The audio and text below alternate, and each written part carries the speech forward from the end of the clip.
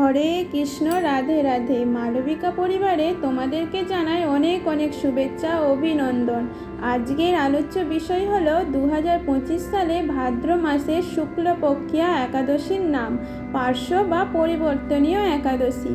এই দিনে ভগবান পার্শ্ব বা দিন পরিবর্তন করেন, তাই এই একাদশীর নাম পার্শ্ব একাদশী। একই দিনে বামন দ্বাদশী রয়েছে। ভগবান বামন রূপে আবির্ভূত হয়েছিলেন এই পৃথিবীতে। এই দিনে ভগবান বামন দেবের পূজা করবেন। দুপুর 12টা পর্যন্ত উপবাস থেকে একাদশী পালন করবেন। এবারে জেনে নেব কবে পড়েছে একাদশী ব্রত। 18ই ভাদ্র বৃহস্পতিবার এবং ইংরেজি 4ই সেপ্টেম্বর। একাদশীর মাহাত্ম্য পাঠ শুরু করা যাক। বন্ধুরা, তোমরা মনোযোগ দিয়ে শ্রবণ করো, তোমাদের অনেক ভালো লাগবে। সকল ভক্তবৃন্দের চরণে জানাই কোটি কোটি প্রণাম। শুরু করা যাক মাহাত্ম্য পাঠ। ব্রহ্ম বৈবর্ত পুরাণে যুধিষ্ঠির শ্রীকৃষ্ণ সংবাদে বর্ণিত আছে। একদিন যুধিষ্ঠির মহারাজ ভগবান শ্রীকৃষ্ণকে প্রশ্ন করলেন, হে কৃষ্ণ, এই ভাদ্র মাসের শুক্লপক্ষিয়া একাদশীর নাম কি? কি প্রকারে এই ব্রত পালন করতে হয়? এই ব্রত পালনের ফল কি? শ্রীকৃষ্ণ বললেন, এই ব্রত পূর্ণ ফল প্রদায়িনী, স্বর্গ ও মোক্ষদায়িনী। এই মাহাত্ম্য শ্রবণে সকল পাপ বিনষ্ট হয়। এই একাদশীকে পার্শ্ব একাদশী বলা হয়। আবার এই একাদশীকে জয়ন্ত্রী একাদশীও বলা হয়। এই একাদশীতে সায়িত ভগবান অনন্ত সজ্জার পার্শ্ব পরিবর্তন করেন, বাম অঙ্গ থেকে দক্ষিণ অঙ্গে শয়ন করেন। তাই এই একাদশীকে পরিবর্তনীয় একাদশীও বলা হয়। যুধিষ্ঠির মহারাজ বললেন, হে জনার্দন, এই সকল কথা শুনে আমার বড় সন্দেহ হয়। আপনি কী রূপে শয়ন করেন, আবার কী রূপে বা পার্শ্ব পরিবর্তন করেন? চাতুর্মাস্য ব্রতকারীরা কি বিধান? আপনার শয়নকালে লোকে তখন কি করেন? আপনি বলি মহারাজকে কি জন্য বরুণ পাশে বেঁধেছিলেন?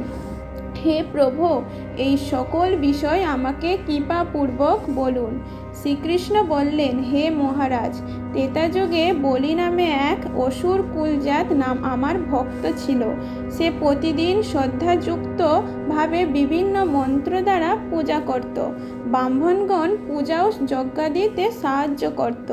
কিছুদিন পর দেবরাজ ইন্দ্রের প্রতি দ্বেষ করে দেবলোক জয় করে নিল। তখন ইন্দ্রিয় ও অন্যান্য দেববৃন্দ স্বর্গরাজ্য হারা হয়ে আমার শরণাপন্ন হল। দেবমাতা অদিতির পয়ব্রত পালনে তাঁর পালনে পুত্ররূপে দেবকার্য সাধনের জন্য বামন রূপ ধরে বালক ব্রহ্মচারী বেশে তৎক্ষণাৎ বলির নিকট ভিক্ষা চাইলাম। পূজা করে আমার অভিরুচি ভিক্ষা দিতে চাইল। অজ্ঞতা আমি তার নিকট ত্রিপাদ ভূমি আজ্ঞা করলে সে আমায় দিতে সম্মত হলে আমি এক পদ দ্বারা মর্তভূমি, দ্বিতীয় পদ দ্বারা ঊর্ধ্বলোক সমূহ আক্রমণ করি। তৃতীয় পদের জন্য স্থান চাইলে বলি তখন স্বীয় মস্তক প্রদান করেছিলেন। তার নম্রতা ও শ্রদ্ধা সন্তুষ্ট হয়ে আমি আশীর্বাদ করেছিলাম যে, হে বলি, আমি সব সময় তোমার নিকট থাকব।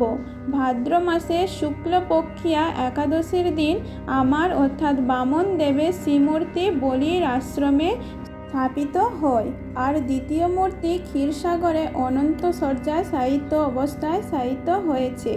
তা শয়ন থেকে উত্থান একাদশী, এই 4 মাসকাল চাতুর্মাস্য পালন করতে হয়। এই একাদশী ব্রত পালনে ভববন্ধন ক্ষয় ও আমাদের ভক্তির উদয় হয়, অন্তে আমার ধাম প্রাপ্ত হয়। হরে কৃষ্ণ, রাধে রাধে। পাঠ এখানেই শেষ করলাম। একাদশীর দিনে মাহাত্ম্য পাঠ এবং শ্রবণ করবেন। এবারে জেনে নেব পালন সময়। পরের দিন শুক্রবার ভোর 5:20 থেকে সকাল 9টার মধ্যে সঠিক সময়ের মধ্যে পালন করে নেবেন, তবে একাদশী সম্পূর্ণ হয়। ভিডিওটি এই পর্যন্তই রইল। সকলে ভালো থেকো, সুস্থ থেকো, আর প্রেম সে বলো রাধে রাধে।